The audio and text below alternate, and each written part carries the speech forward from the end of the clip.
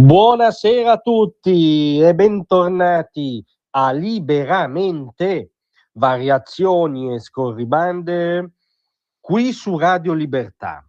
Allora, la prova migliore che l'adesione dell'Italia al Board of Peace trampiano su Gaza, seppur in una forma che rispetta il vincolo costituzionale, diciamo da osservatore, ma la prova migliore che si tratti di un'idea corretta è la crisi di nervi fuori controllo che ha messo in scena il cosiddetto campo largo, campo isterico, oggi alla Camera dei Deputati, dove appunto il ministro degli esteri Antonio Tajani riferiva sul tema.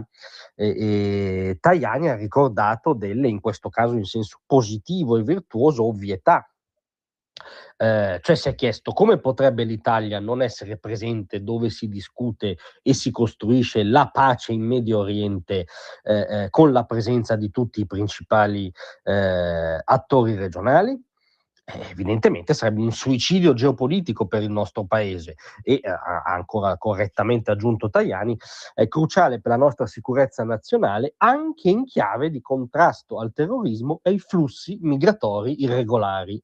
Ma visto che loro signori non si sono mai preoccupati dei flussi migratori irregolari, anzi ci hanno costruito le loro fortune retoriche e o elettorali, nell'emiciclo sinistro dell'aula, come si diceva nella Prima Repubblica, è andata in scena una vera e propria crisi di nervi, campionario parziale dei sintomi solo più palesi di questa crisi.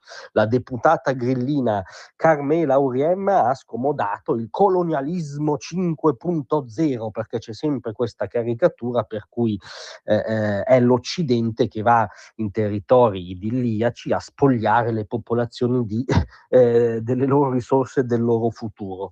Il problema è che la popolazione di Gaza era già ampiamente oppressa e spogliata di risorse e di futuro dagli sgherri nazi islamici di Hamas, che sono stati sconfitti e messi in gran parte in condizioni di non nuocere dalla guerra condotta dallo Stato di Israele con come dire, largo supporto americano. Quindi il colonialismo c'entra un po' come diciamo la meritocrazia col Movimento 5 Stelle, non tantissimo diciamo.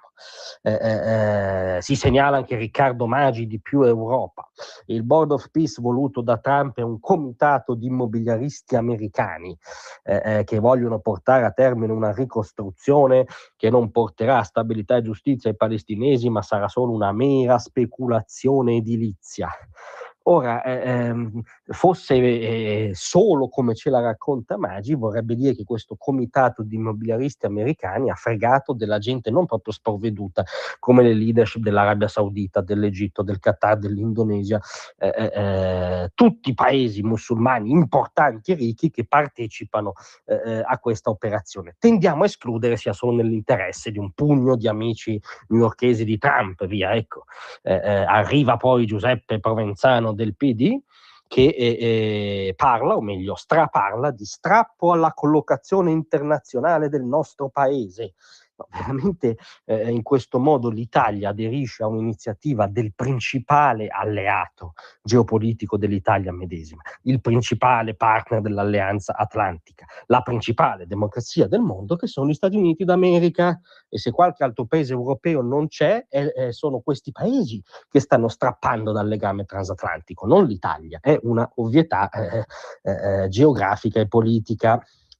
Poi Provenzano ha detto che il Board of Peace rappresenta l'ennesimo attacco alle Nazioni Unite. Ora capiamo che Provenzano sia in ansia per le Nazioni Unite, ma gli vorremmo solo ricordare che pochi giorni fa le Nazioni Unite, per acclamazione, cioè con un applauso unanime, hanno dato la vicepresidenza della Commissione Sviluppo Sociale alla Repubblica Islamica dell'Iran.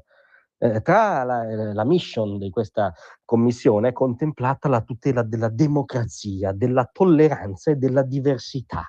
Voi capite quanto ci tenga a questi concetti la teocrazia assassina degli ayatollah che mitraglia i propri civili e li va a stanare negli ospedali se sono sopravvissuti per finirli. Cioè, queste sono le Nazioni Unite, quindi insomma dire, evitiamo di evocarle per una decenza logica, ma probabilmente la palma del vincitore è da attribuire a Nicola Fratoianni di AWS. Qualunque cosa andremo a fare lì, che ci andiamo da imbucati, guardoni o quant'altro. Il problema è che la natura del Board of Peace è inaccettabile. Stiamo parlando di un comitato d'affari, un'accolita di speculatori, la vecchia parola d'ordine del vecchio Marx, no? Il comitato d'affari della borghesia. Perché la tregua diventi pace serve il protagonismo dei palestinesi, il riconoscimento dello Stato di Palestina, sanzioni verso Israele. Quindi perché la tregua funzioni bisogna mazzolare lo Stato degli ebrei, che il 7 ottobre 2023 è stato oggetto di un pogrom. Questa è la genialata di Fratoianni, a cui dà fastidio, come a tutti loro signori, il fatto che le chiavi della pace in Medio Oriente, di una vera e propria rivoluzione virtuosa e pacifica dell'area, al netto del problema Iran, ce le ha il puzzone Donald Trump, e la loro crisi di nervi è la dimostrazione migliore che sì, è un'ottima notizia. Grazie a tutti, a domattina.